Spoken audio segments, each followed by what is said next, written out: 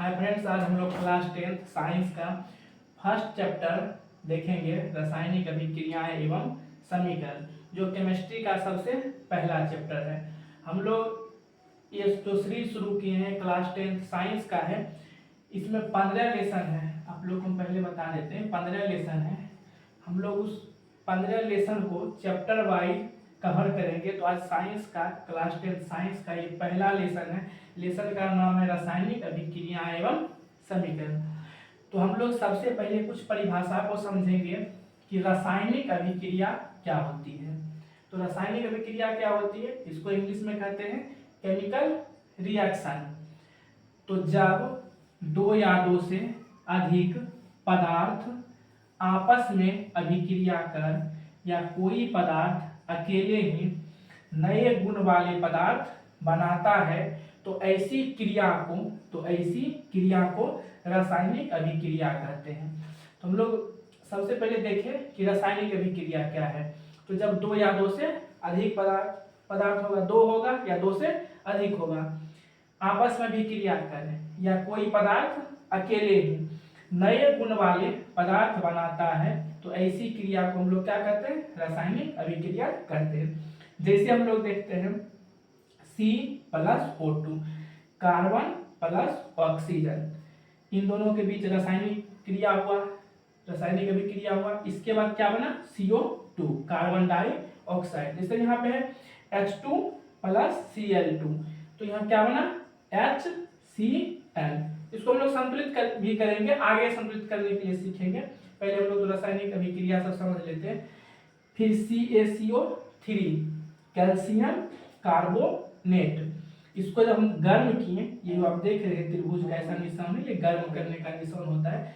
CaCO3 जब हम गर्म किए तो ये दो में टूट गया, CaO calcium oxide plus carbon dioxide. तो हम क्या पढ़े थे ऊपर कि दो या दो से अधिक पदार्थ आपस में अभिक्रिया करते हैं। यहाँ देखिए एक पदार्थ कार्बन है, एक पदार्थ ऑक्सीजन है, दोनों अभिक्रिया करके कार्बन डाइऑक्साइड का निर्माण किया।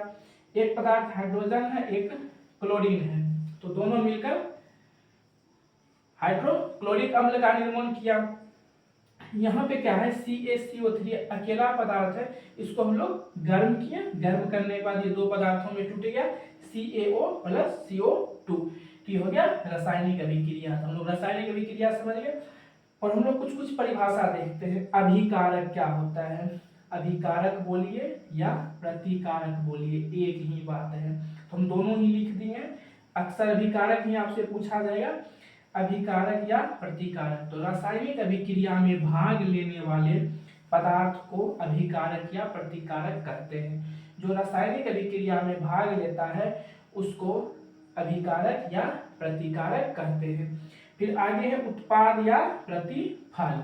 तो रासायनिक अभिक्रिया के फलस्वरूप बने पदार्थ को उत्पाद या प्रतिफल कहते हैं। रासायनिक अभिक्रिया जब हो जाएगा उसके बाद जो पदार्थ बनेगा उसको हम लोग उत्पाद या प्रतिफल कहेंगे। जैसे हम नीचे लिख दिए हैं अभिकारक या प्रतिकारक। पहले इधर अभिकारक होगा रासायनिक, फिर यहाँ पे जो तीर का निशान आप देख रहे हैं ये रासायनिक अभिक्रिया है।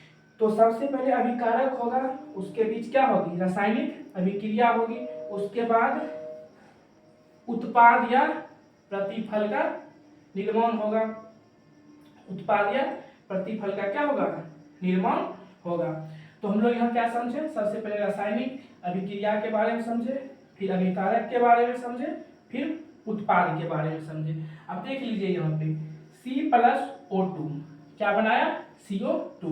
तो ये जो C+O2 है इसको आप अभिकारक कहेंगे, और अभिक्रिया के बाद CO2 का निर्माण हुआ, इसको हम लोग क्या कहेंगे, उत्पाद कहेंगे। तो ये अभिकारक हो गया, ये उत्पाद हो गया। इस बार भी क्लास 10 के एग्जाम में पूछा गया था अभिकारक के बारे में, ठीक ना। तो ये सब एग्जाम में बराबर पूछा जाता है, अभिकारक किसे कहते हैं, उत्पाद किसे कहते हैं, रासायनिक अभिक्रिया क्या है, उसके दो उदाहरण दे। तो इसमें हम लोग रासायनिक अभिक्रिया, अभिकारक, उत्पाद, ये सब के बारे में जाने। अब आगे हम लोग देखेंगे कि रासायनिक अभिक्रिया के फलस्वरूप हमें किस किस बात की सूचना मिलती है।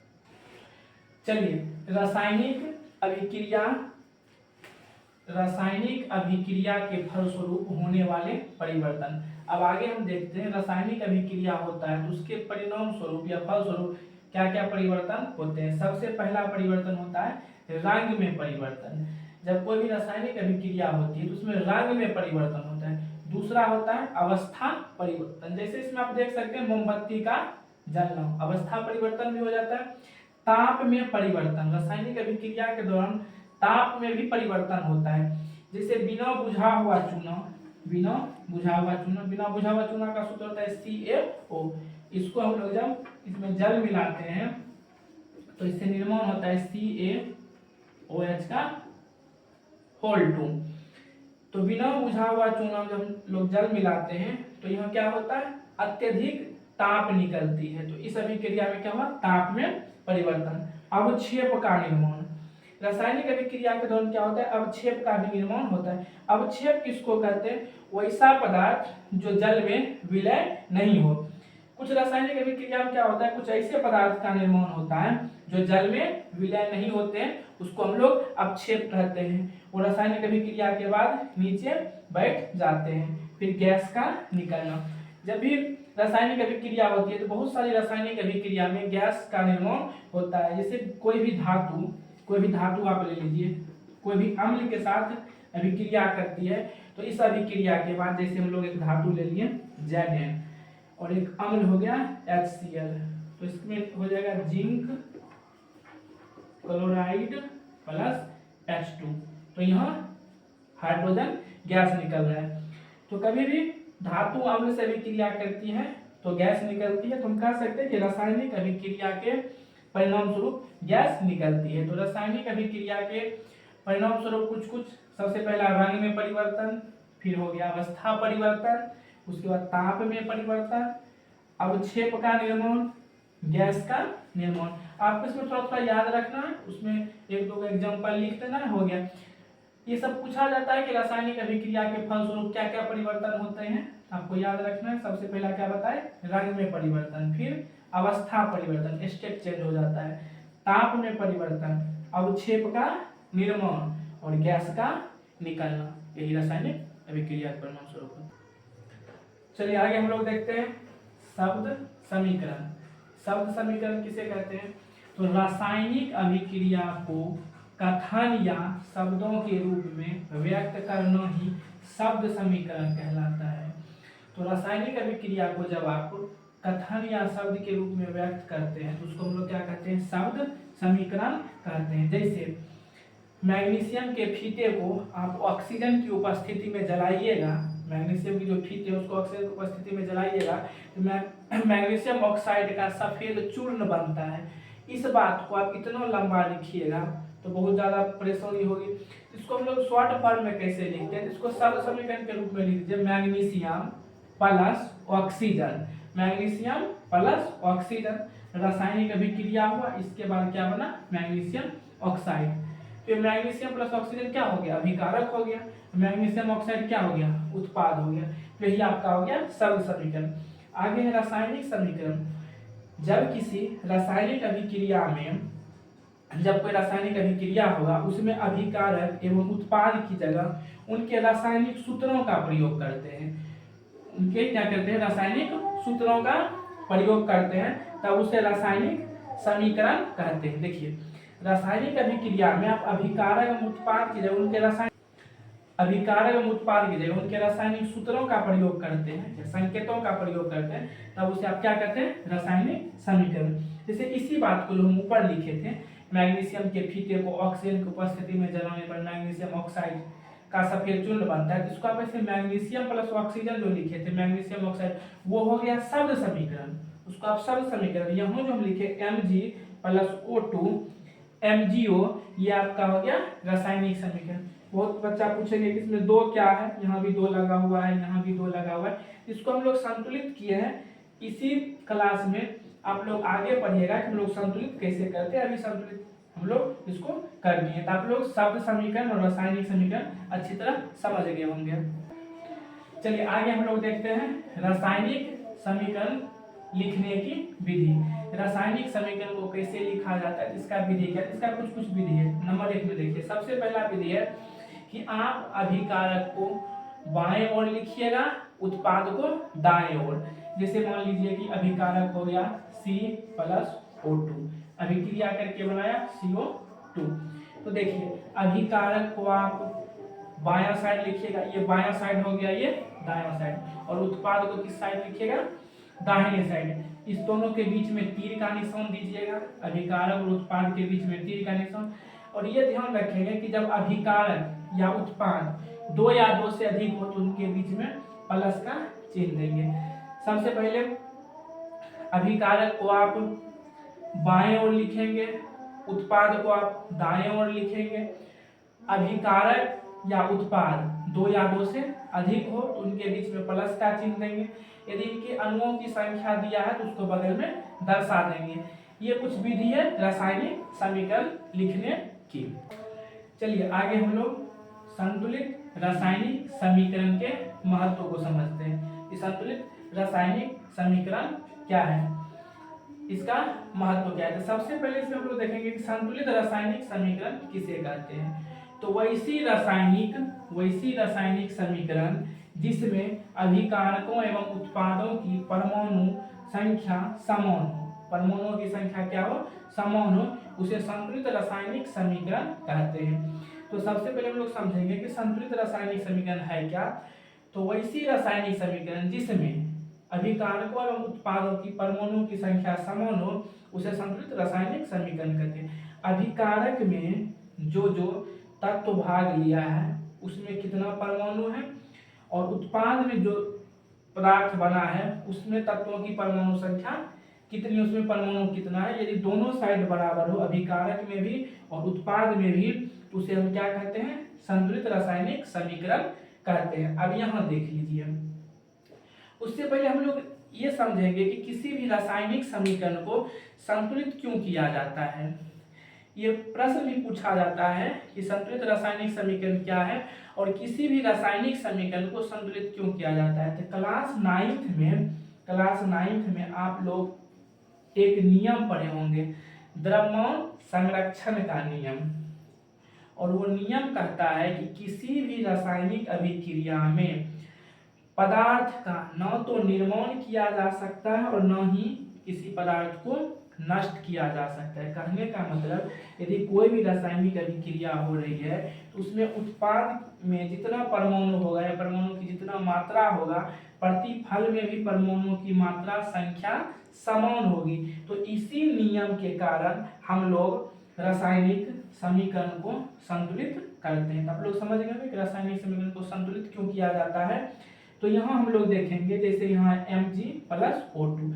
अब देखिए ये संतुलित है या नहीं है, आप लोग थोड़ा इसको ध्यान से देखिए। यहाँ Mg देखिए, Mg की संख्या 1 है, बहुत अच्छी बात। यहाँ भी Mg की संख्या 1 है, लेकिन यहाँ पे देखिए ऑक्सीजन O2, ऑक्सीजन की संख्या यहाँ 2 है, इस साइड में ऑक्सीजन 2 है, इधर ऑक्सीजन क्या है, 1 है। अब इसको हम संतुलित कैसे करेंगे, तो यहाँ पे ऑक्सीजन भी 2 करना पड़ेगा। इसके लिए हम शुरू में यहाँ 2 से गुना कर देंगे। यदि हम 2 से गुना कर दिए तो ऑक्सीजन 2 हो गया। चलिए, लेकिन ऑक्सीजन 2 करने के चक्कर में अब मैग्नीशियम भी यहाँ क्या हो गया, 2 हो गया, और यहाँ तो मैग्नीशियम 1 है, तो इसलिए यहाँ भी हम 2 से गुना करना पड़ेगा। अब इसको देख लीजिए, मैग्नीशियम भी 2 हो गया, ऑक्सीजन भी 2 हो गया, इधर मैग्नीशियम भी 2, ऑक्सीजन भी 2, तो ये क्या हो गया, रासायनिक समीकरण जो हो गया यह संतुलित हो गया। इसको हम लोग संतुलित समीकरण बोलेंगे। फिर नीचे देखिए H2+Cl2 अभिक्रिया हुआ, इससे निर्माण हुआ HCl का। अब यहाँ देखिए हाइड्रोजन के 2 परमाणु है, यहाँ क्लोरीन के भी 2 परमाणु है, और यहाँ क्या है, हाइड्रोजन की 1 है और क्लोरीन का 1 है। तो इसमें क्या करेंगे, 2 से गुना कर देंगे। इधर 2 से गुना करेंगे तो हाइड्रोजन भी 2 हो गया और क्लोरीन भी 2 हो गया। अब इधर हाइड्रोजन 2, क्लोरीन 2, ये क्या हो गया, संतुलित हो गया। आगे हम जब संतुलित करने के लिए पढ़ेंगे इसी क्लास में, इसका एक संतुलित के लिए स्पेशल वीडियो आएगा, उसमें हम विभिन्न प्रकार के तत्वों को उसके रासायनिक समीकरण को संतुलित करने के लिए सीखेंगे। अभी हल्का थोड़ा सा देख लिए, इसका एक सेपरेट क्लास ही आएगा। कहा है कि बहुत को इसमें दिक्कत होता है कि समीकरण को संतुलित कैसे किया जाता है, तो हम लोग आगे विस्तार से देखेंगे। अब देखिए हम लोग आगे देखते हैं रासायनिक समीकरण को अत्यधिक उपयोगी बनाने के नियम। अब कोई भी रासायनिक समीकरण है उसको हम लोग अत्यधिक उपयोगी कैसे बना सकते हैं। तो रासायनिक समीकरण को अत्यधिक उपयोगी बनाने के 2-3 नियम है। सबसे पहला नियम क्या है, रासायनिक समीकरण को आप उपयोगी कैसे बना सकते हैं। सबसे पहले आप अभिकारक एवं उत्पाद की अवस्था की जानकारी देकर आप उसमें बता दीजिएगा कि यदि अभिकारक में कोई ठोस है उसके लिए आप एस लिख दीजिएगा बगल में, यदि द्रव है तो एल लिख दीजिएगा, और गैस है तो जी लिख दीजिएगा। अब एस ही क्यों लिखते हैं, तो आप लोग जानते हैं ठोस का इंग्लिश सॉलिड होता है, सॉलिड, तो उसका पहला अक्षर एस लिख देता है।